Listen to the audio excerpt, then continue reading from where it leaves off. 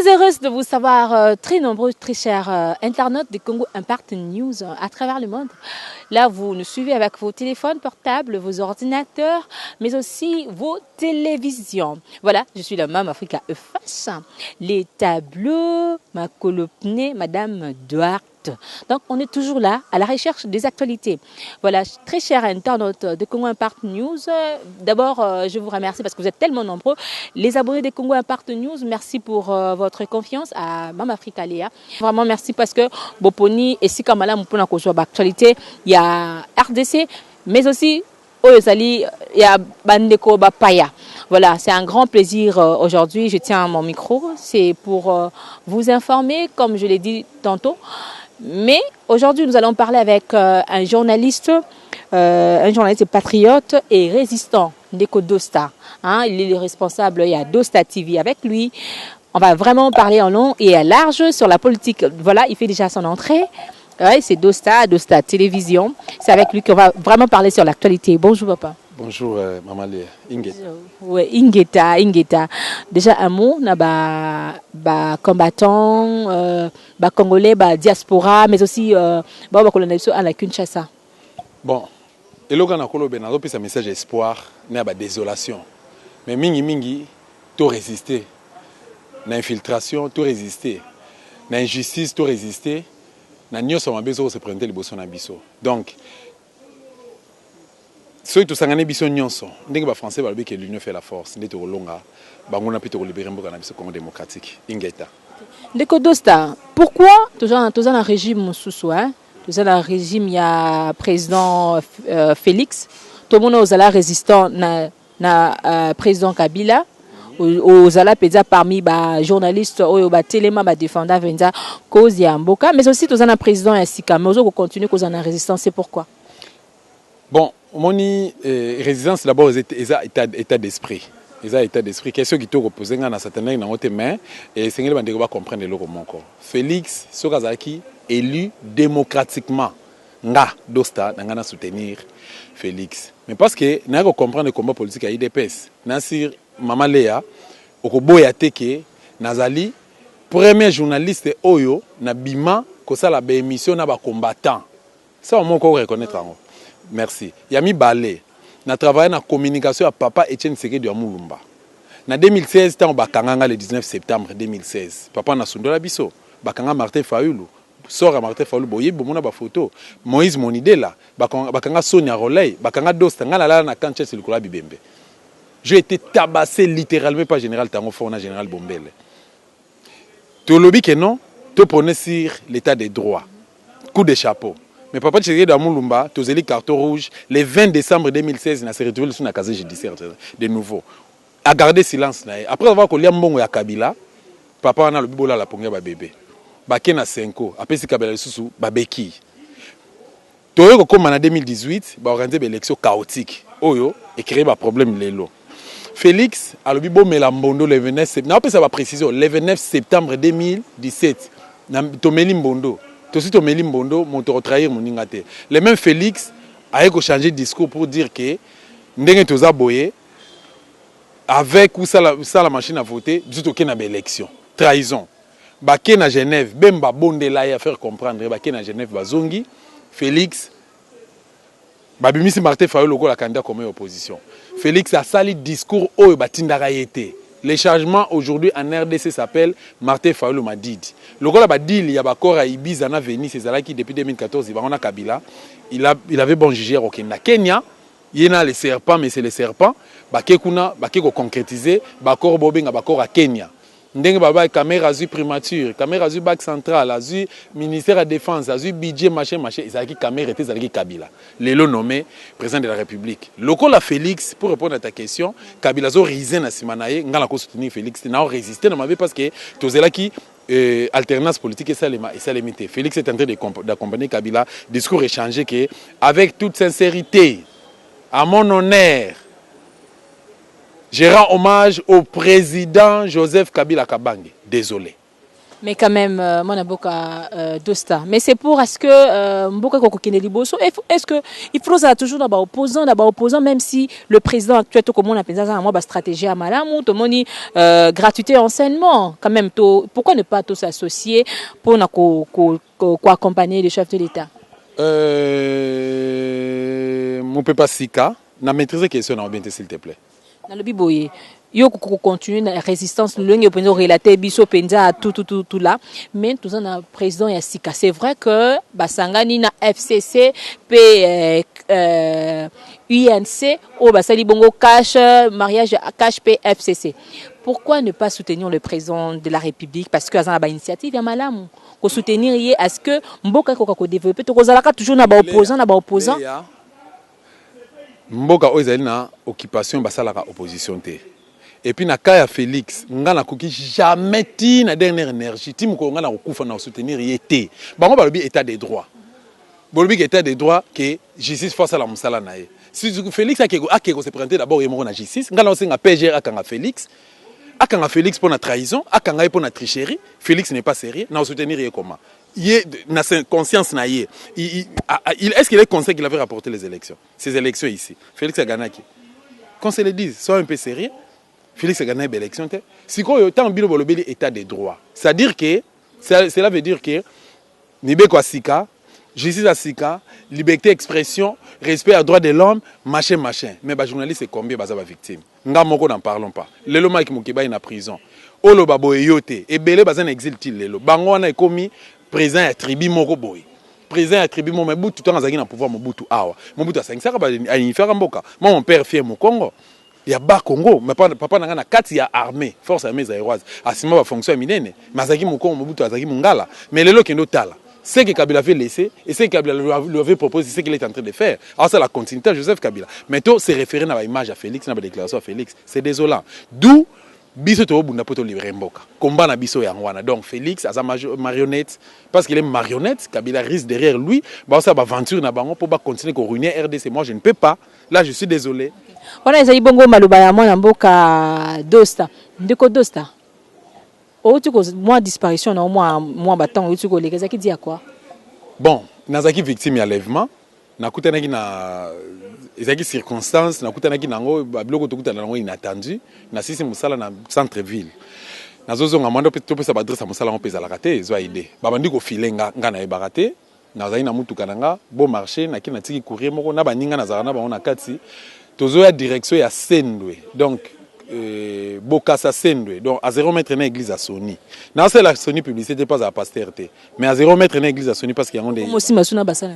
Baza musala nzambete. Nzamba ebiete. Pour aventure eze belé. Eze belé bango de ba commission mboko boy. Kopesa Kabila ba professeur Lukuta. Ndemo bango de ba okena sima Félix. Na komi juste na pont wana ya Sendwe. Ba ba barre biso route. Déplacer veneme bandaki. Mais Dieu est grand parce que ba koka quitté. Ba menasanga ba betanga ba kenananga bon voilà o yaki le 9 août 2019. Or le 26 février 2019 nazalaki na Kanchach. Mboka ngo état de droit. 2019 au kaka. Mboka état de droit. Ba référence ezali ba yebi makamna olo bana bango. Voilà. Ba yebi sa côté ozaki reprocher na nini pour l'arrestation. Kaka nde na olo baboiti. Bango balobaka tata na bango lobi di bokangela o kangelanga garçon ana na kopesa e cadeau. Tata na bango lobi zongise na Rwanda yemoko Félix aloba. Na koki jamais kokota na koglo na donc en d'autres termes ba terme ya employé qui na koki jamais kokota na kati ya likopa to lingomba oyo basangani na Kabila pour na kokumbela mboka. Biso IDPS te nga Félix te. Où en sommes-nous aujourd'hui? Mais tant bango bando loba yango bakangaka bango Félix bakangaye. Combien de bateaux y a bomisa? Ba marche ya senga moko asengi marche na le 10 avril 2018. Il était où? Asengi marche awa, marche ils allaient tous à avion na buto akei place à Kendeki. Bato batikeli kokufa. Ba combattant IDPS baza na prison makala, baza na ndolo. So azaye président de la République bimisa bango. Do bango bakangi bango te biso bakangaka biso. N'importe quoi. Pourquoi des poids des mesures? Congo za biso. Congo za biso nyonso.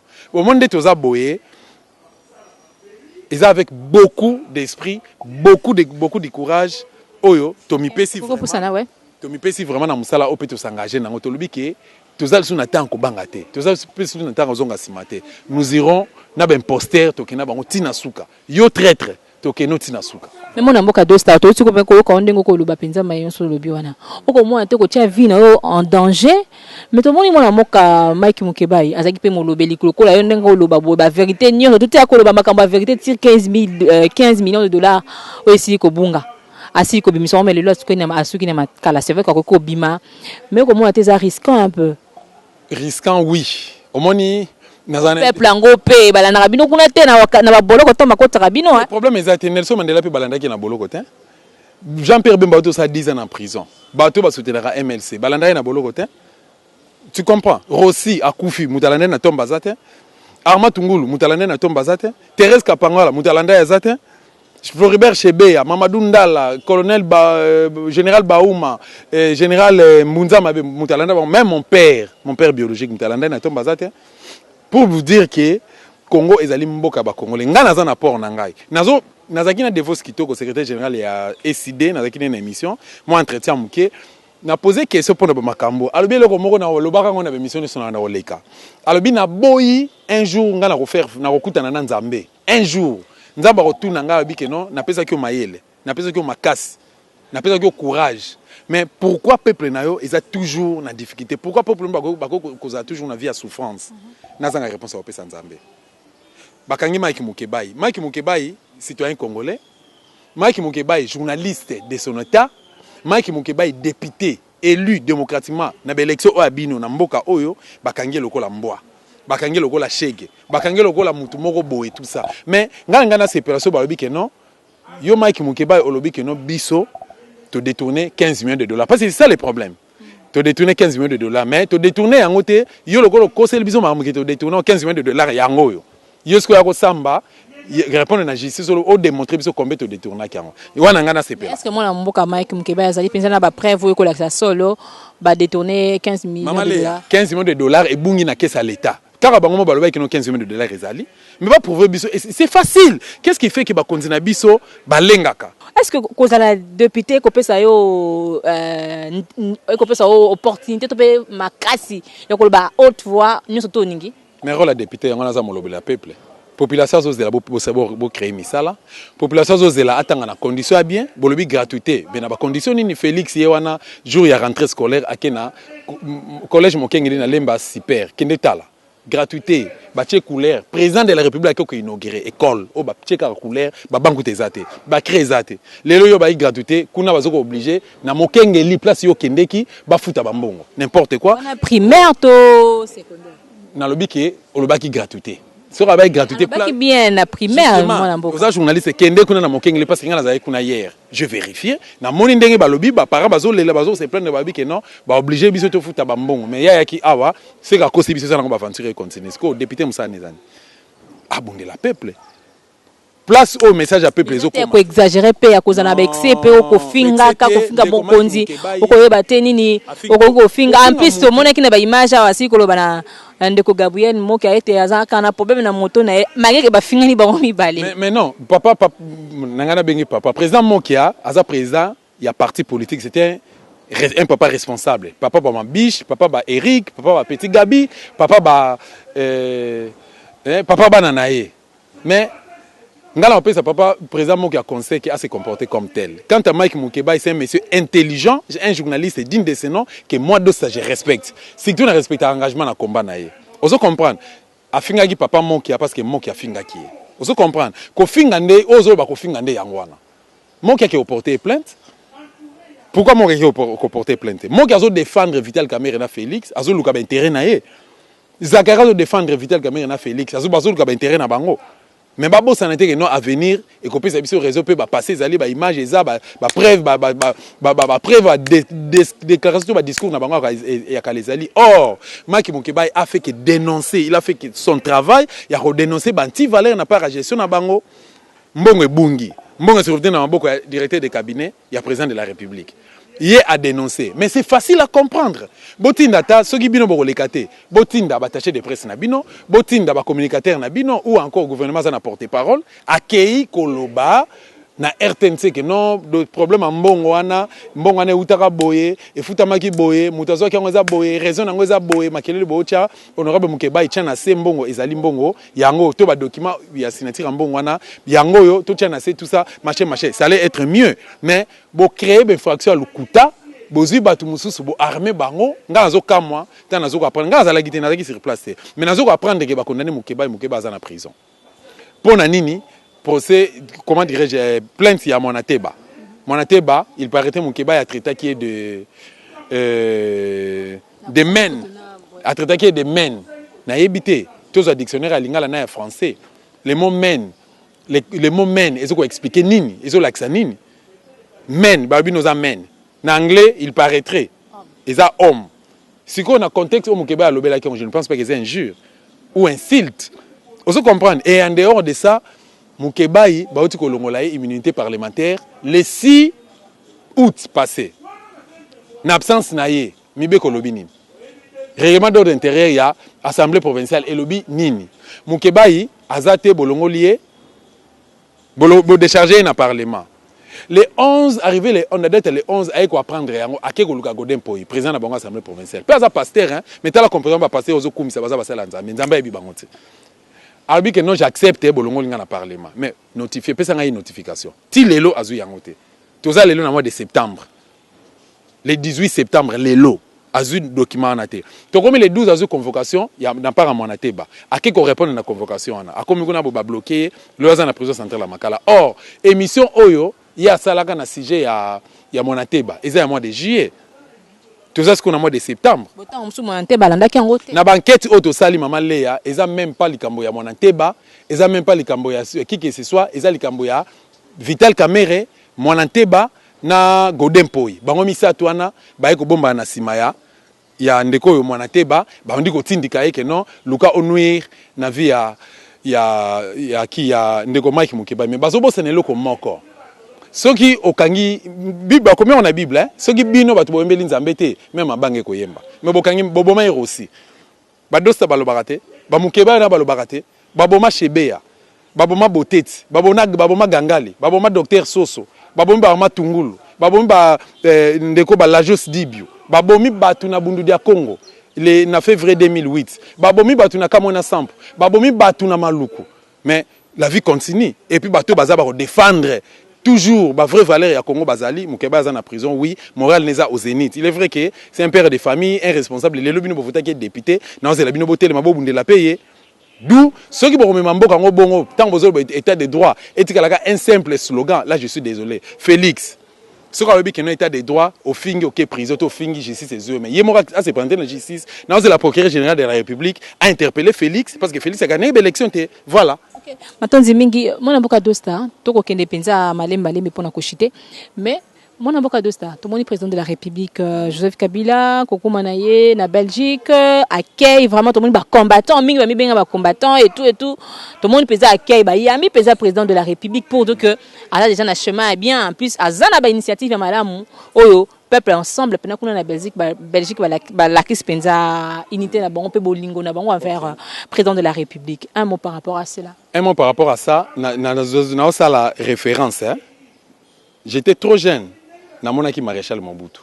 Nulle part na monaki Mobutu ça descendre quelqu'un quelque part que ba mobiliser ba tuto ba kabama puta na bambongo.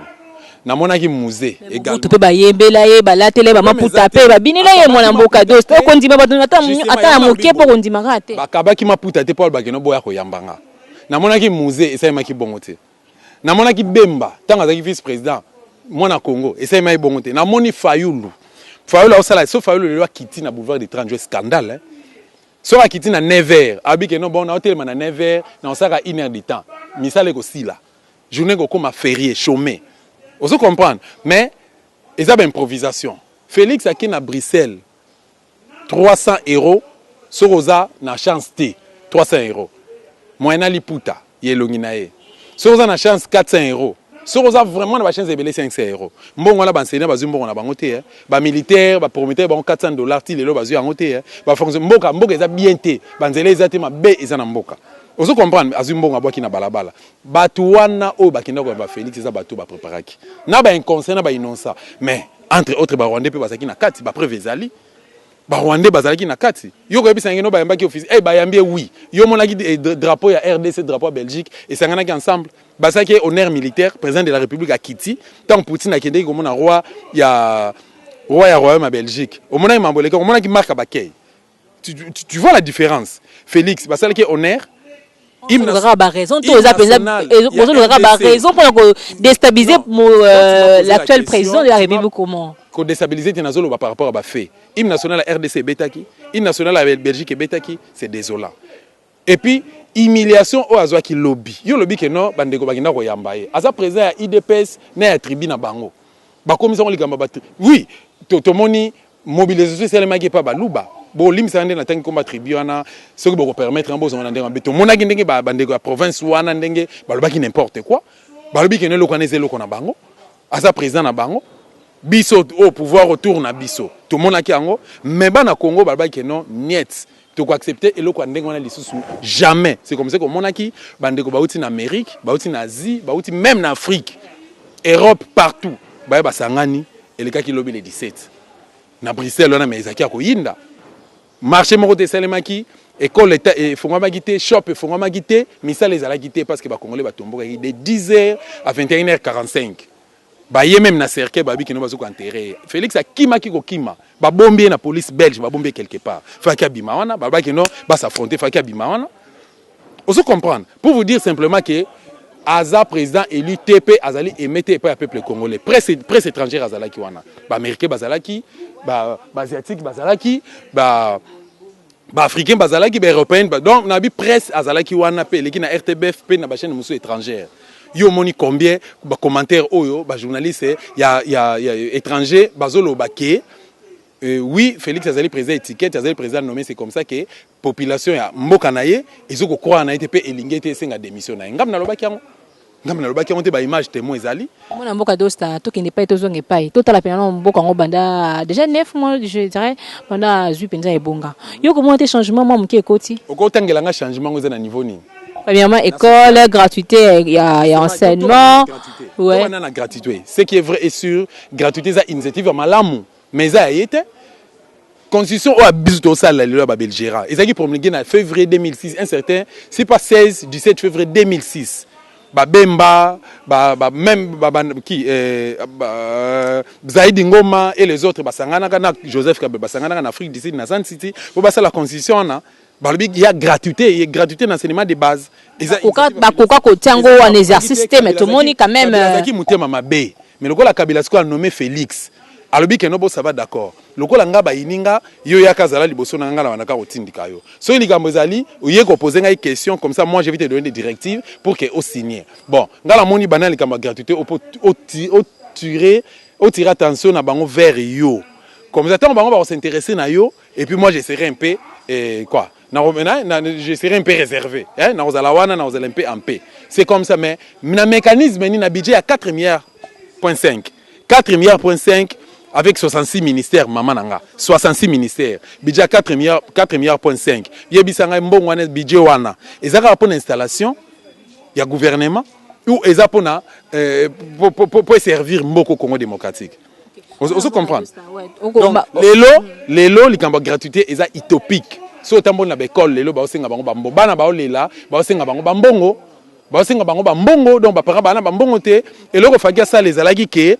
fala lo babo ça va naza na posa na appliquer peuple congolais na appliquer gratuité d'enseignement de base mais na sengi na bino bo pesa ngai année ologeza année na ngai liboso bo futa ba frais comme ça année prochaine l'état pour moi na identifier l'école il y a l'état l'école conventionnelle na l'école privée na ba to procéder comment na bango et puis natala ba infrastructure to banda ko tonga ba école ezangi na ba place ezate procédure l'idée peut être bonne il y a ko appliquer eloko wana mais la procédure yango te to longwana so ni peut to chapemeni Félix hein ce n'est pas ton temps il faut avoir le courage à redémissionner na DAP kene DAP kuna so bazofuta na mokengeli place okene un président oyo et puis ça na kanda d'abord na mokengeli place yé jour à rentrée scolaire ke ko inaugurer rentrée scolaire l'école où tu passes que tu as couleur peinture ya pamba boîte à peinture en valeur à combien $20 si c'est $25 président de la République mbongo bazozo na caisse à l'état $15 millions et bungi otongi combien d'écoles pour yaka par un accès de l'histoire ou yaka tu rêves malembe tout le monde ba sorte de mouton pe akotonga te mon mboka dosta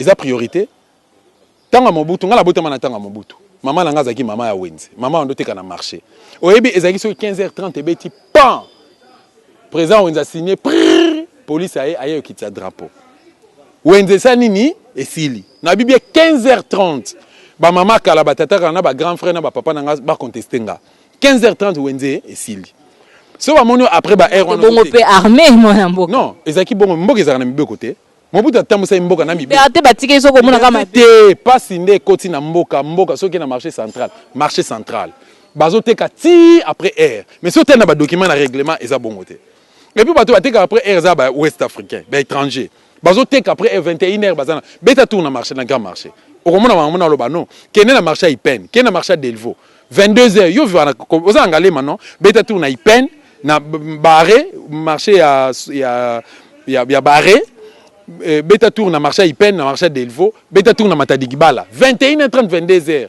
maman azoteka quand est-ce qu'on éduquer bana baoteka matembele baoteka mafuta baoteka Thomson ya mai bato bazuta misala bazo resomba on se comprendre c'est que ba olamba ngo erni c'est bozana bana mike ba mineur ba olia ngo erni moi na lala ki 23h0 bolamu c'est papa ya rolia sans sens mboko ko vivre bongo ba poto peto ko mona bato mususu pe ba papa ki na mosala mama ki na mosala baza na temps ko lamba te ba ko lira ata musu na 20h 19h ya on a kinte te a poto ezandenge mote na réalité na biso na poto basala ka effort ya ko s'organiser papa qui est moussala, maman qui est moussala, mais bazana biloko balambaki, batie na frigo peut-être biloko à 2, 3, 4 jours. Banatan baouti classe bazongi, papa n'est pas encore de retour, maman également, ba chauffer biloko balié. Mais bino siko d'abord frigo d'abord bozana ngote. Bon provision exacte, frigo bozali bo conserver ndeni. Attention frigo za courir exacte. Yebisa ba to vivre ndeni. Facture à courir yaka au-delà, il y a régime des zones en parlons pas. Eau potable les alaraté. Kenena na maman emo. Keneka na maman emo. Moutazo kufa pona seringue. Donc yo za malade pour se faire consulter, conditions, fiche. Quand on va payer sur fiche, va auditionner tous ces signes, il faut mon médecin. Pour mon médecin, 25, 30, 50 $. Est-ce que ça c'est un pays vraiment? C'est un pays, c'est un état voyou que oh biso ba do sa toko soutenir te les ato libérer mboko Congo. Ya mboka na biso. Matonzi mingi mona mboka Dosta, lelo ke na otala mona mboka Mike Mukebai en quelques minutes le bel biso za kindenge ni rencontre na bino mbale o mona ki na état na ya za kindenge ni. Bon, étant naé, tant na komaki oui, ba stress ezali pas ces en prison. Loko moko s'appelle Singata moninga ya mbinga na nzuto abi Dosta, je m'attendais pas. Mais merci pour ta visite de courtoisie à mbinga na nzuto. Après abisinga lobi avant même to solo ane abisinga lobi soki babomaki Floribert Cheber obiso avanda lobela biso en cas de quoi. Babomiye. Soki babomaki Armand Tungulu. Et bon biso badosta so babomaki colonel Mamadou Ndala o azali kuna munduki technicien à guerre bayoki le mawate pe bayoki sonité yemda sisi guerre à M23 bomi ba Rwandais ba sisi likambango babomi bon biso ba Mike abinanga ndengo so tia pas ndenga naza na prison yeba onki tout peut arriver kozonga simate continuer ngai so babominga tant mieux mais bako bomanga te et je suis là je suis prêt à quoi simer na ba ke plan na bango yango na bakukisi yango mais bino bozali banda bolemba te. Donc, bref, Mike Mukebai, Aza, santé za malamu, Aza en forme, mais c'est le mec qui peut comprendre les conditions à prison, à Makala, prison Mobutu Tikaka, pour 7000 personnes, les leurs contenus, 17 000 personnes, s'il vous plaît. Et si on n'a pas pavillon, on n'a pas condition. Si tu places au bâtiment, on n'a pas pavillon 10, n'importe quoi. Dans le peuple congolais, tu vas la misou, Mike Mukebai Zali, moi, va combattre la liberté. So à côté prison, c'est pas parce que Abunda qui peut na mbongo ya poche nae, intérêt à famille nae, à moi c'est neto ya banane, mais Abunda rappo na mboko Congo démocratique. Tobo sanate, tout s'accorder davantage. Même Bible le bina biso. Quand deux personnes s'accordent pour plaider quelque chose à Dieu, il leur sera donné. Donc, deux personnes ne vont s'accorder dans le bakino pluriel, hein, biso ba congolais to sangana. L'union fait la force. Tout soutenir ndeko on est fisque moralement et spirituellement. Yoza musika, chama bolongo na se bonde la pona ndeko o Mike Mukebai, azali citoyen congolais, azali journaliste à Congo démocratique, azali député élu. Bien que zaki ba élection moko chaotique, mais du moins peuple congolais a ça qui est confiance. Va passer quelques voix et puis va passer mission à parlement. En dehors de ça, aza père à famille, azali parents et puis aza moko ba bundele ya mboka. Nabi bien et puis nazo kasime moko ya ba bundele ya mboka. Donc to penser na merci beaucoup. Mona mboka dosta to ko kende to ko mpeza ya suka. Oza question ça suka pe pour to ko ka bana yo. Moto oyo, hein? Pendant 18 ans à ressortir. Oui. ayepa na yo yo zata mususu bébé ozaka na bébé ozo konguluma ayepa na yo à s'associer na yo bo travailler ensemble oko espérer nini ya malamu ko manakati mais ba pourriture résider aux amalongata résider aux amalongata donc nga yo le 18 ans mais nga le 22 ans s'il s'agit de Kabila na 22 ans depuis le 17 mai 1997 à nos jours ça fait 22 ans moi na 22 ans oyo al meli libela maman na bien té maman néglige que un a un problème de santé même malnutrition de deux choses ba récupérer ba melisi ba soja ali ki kala kasa machin pour récupérer santé mais ce que lié au monde tam ça robimo quoi mongol on se comprendre waneza mongol pour vous dire pour répondre à ta question encore simplement que relation il y a Félix non Chilombo na Kabila et boti mongol donc alliance o ya FCC cash et boti mongol et ko apporter eloko moko te ata kutu bolobi que non to bandeli mokila zéro et ko apportera eloko te pourquoi un Félix a traître Kabila za criminel deux choses wana traître na criminel basali alliance ko botani même nzambe ko sele yango te nzambe ko bénir bango te eloko ma beli susu oyebi ke yo sambela wembela nzambe prière ya moto ya juste moto aza pied o atambola na piété ils ont le parfum ya bon odeur na miso ya Dieu le créateur n'est-ce pas vrai mais prière à moto masuma pe sa nzambe kanda Félix erreur grave un tricheur premièrement à trahir na mbondo o ya promettre du peuple congolais beau trahir te pas le président Félix c'est un chrétien hein bah ça lui peut au moneri kuna tina ka ta présidence il y a présidence hein mais Kabila chef à maison civile à Kabila za pasteur non pasteur Mugalo za pasteur Kabila za entouré na ba pasteur ba Soni ba Kakenza ba Ngalasi ba Mukuna ba za pasteur ba entoura Kabila et apportani yebi sanga apportani so za mutema ben naturellement za mutema organiser qui prière à munene a toto mona na stade de martyr ba sengi ba pardon pour mboka mona mboka de star yango yo parce que point de départ ezaki malamu te azui ba erreur asali ba erreur ebele d'abord liwa atata na bango basi ba luka muto boma tata na bango basi basala tata na bango ADN bafongola ki procès pour baluka bayeba nana boma tata na bango ya mibale aux na ba élection au kosi peuple congolais au lobi tomeli mbondo bo créer organiser ba élection détourner baninga na yo aux na ba élection ba nommer yo on dimi ko trahir confiance no pas peuple siko yo siko na escroquerie na ba trahison wana yo traître Judas Iscariote yo Judas OK na pouvoir ya lukuta OK pa nzambe yamba pouvoir nzambe yamba ngote c'est une bêtise nzambe ko yango ata mukolo au contraire ozuluka malédiction na vie na yo et puis na ba pasteur mukuna o ba sala prière wana malédiction likolo na bino mingi ba koma bomba na sima komba Kristu kasi misala na bango ya bato lofundu lokuta et comment vérité na minoko ba Kristu soit déjà ba Kristu bolati l'opposé même nzoko oza ba lion mukuna n'a jamais été pasteur kotanga ba komba pasteur était Félix a chrétien te ai sabino so asambelaka wapi ai sabino vérité so asambelaka wapi asa chrétien te bizalene zo mona na bizalene à promettre bino état de ça fait des filles to église na ye o to mona mona mboka Félix na plutôt ça ikuta premier président na Congo bana Congo ezala to mona penza to yebi kwa na yakota awa banaka abimia asambelaka mais ndeko ça azana na mboko asa comédien musala ça izaka qui aye até abandi ko bina sali ba comédien ni bato bazoseka c'est une affaire politique et concerné des à niveau na été na respecter musala na fiston na respecter yango vraiment oyebi masoto sola une fois peut-être hein na respecter yango même en bas politique tike la biso Félix n'a jamais été chrétien et c'est pas que soit fréquenter église autangi komba église on est paradis et à terre promise des Eldorado terre église on est paradis nzamba kokita un jour akosambisa ba pasteur wana ba biso auto kozala épargner ba pasteur wana ba osambisa ndongo koloba mpena mwana mboka to tabanga kwa mabana nzambe yo kota lola mama Léa maboko nangeza propre na fandaka na yo to se fréquentaka naza mutu na ba faiblesse mais est-ce que nga vraiment lelo oui condamner basusu batamasu boye naza na ba faiblesse nanga naza humain imparfait mais oyo kanga na mamba viol il y a détournement oyo kanga na mambo ya trahison non so yinga na bloc wana kende na police oyebi ke avant-hier tozaki quelque part en activité moko boye confrère moko boloko aza kasaye aye oh non Mike Mukeba a mérité prison ndinga za wana na tuni ndeko lobi bongo pona mérité prison aza muto le to soutenir ye azaki mopanzi sango loko la biso le comme député tout soutenir ne fisque moralement basi bakangi c'est tout oh non yozo côté les poignées yozo côté les parce que bino se boza ndenge moko oh dans des mondeni oh yo posa journaliste engagé tu sais quoi moi j'ai des images témoins toi tu avais insulté le chef de l'État na tuni oh tu as des images témoins j'ai insulté le chef de l'État na lobaki nini oh tu avais dit qu'il n'avait pas gagné aux élections je suis désolé. Je suis désolé. Il s'est dit journaliste. Mukeba, il a côté. Moi, je suis licencié. Machin. Oh, il y a un Mukeba. Qu'on se le dise, Mukeba, c'est un confrère journaliste et aujourd'hui député. Mukeba, c'est un confrère journaliste et à Dosta. Aujourd'hui, il est député, mais à un niveau Dosta, c'est mon aîné na âge, c'est mon aîné na profession, et puis c'est un vieux ongana pris, un vieux intelligent. C'est comme une obédience de la Kaka Batumabo, comme une opposition. T'es en opposition, t'es. En opposition, t'es.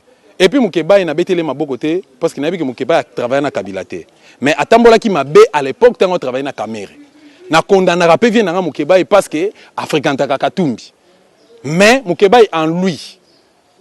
Azo représenter ba valeur. Pe azo incarner ba valeur. Oh et belé baza wana pemé na Kabila bazo tamba ba Félix ba na ngote. Mukeba azali moka ba valeur politique ya RDC.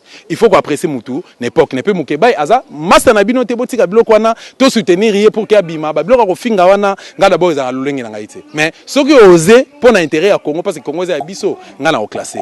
Voilà, c'était vraiment un grand plaisir ya kozala na mona mboka Dosta vraiment boyo ki penza ba analyse na yé par rapport ya politique Yamboka Nabiso. Un grand merci à vous tous. Un grand merci à mes amis abonnés à Congo Impact News. La Mama Africa a toujours un s'abonner, mais aussi pour partager pour nous soutenir. Na mona mingi beaucoup soutenir mingi ba vidéo à buzoba. Bato ba ko sa musala beaucoup mona bangote. Bato ba ko so ba risque ba ndima na ba pena ba risque pour na ba pena na Kombo Yamboka beaucoup soutenir bangote. Congo Impact News ezawana pour nous informer en à temps réel. Voilà. Très prochainement.